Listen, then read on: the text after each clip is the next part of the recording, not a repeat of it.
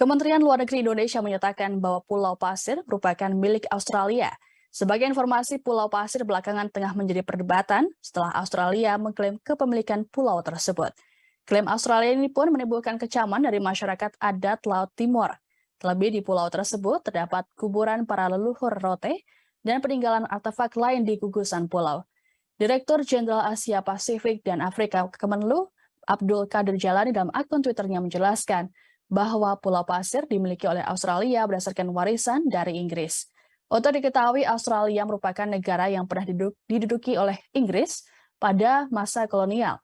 Sementara itu, Pulau Pasir adalah kepemilikan Inggris berdasarkan Ashmore and Carter Acceptance Act pada 1933. Jalani juga menjelaskan bahwa berdasarkan hukum internasional, wilayah Negara Kesatuan Republik Indonesia atau NKRI hanya sebatas wilayah bekas Hindia Belanda. Ia juga mengatakan Pulau Pasir selama ini tidak pernah menjadi bagian dari Hindia Belanda.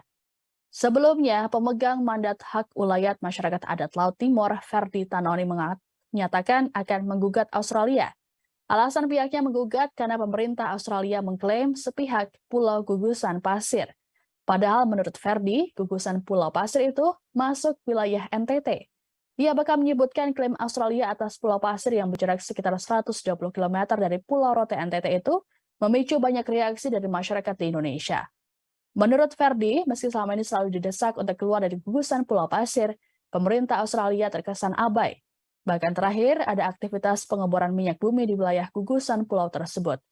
Ferdi berujar, bukti kepemilikan pulau itu berdasarkan kuburan-kuburan para leluhur. Terima kasih sudah nonton. Jangan lupa like, subscribe, dan share ya.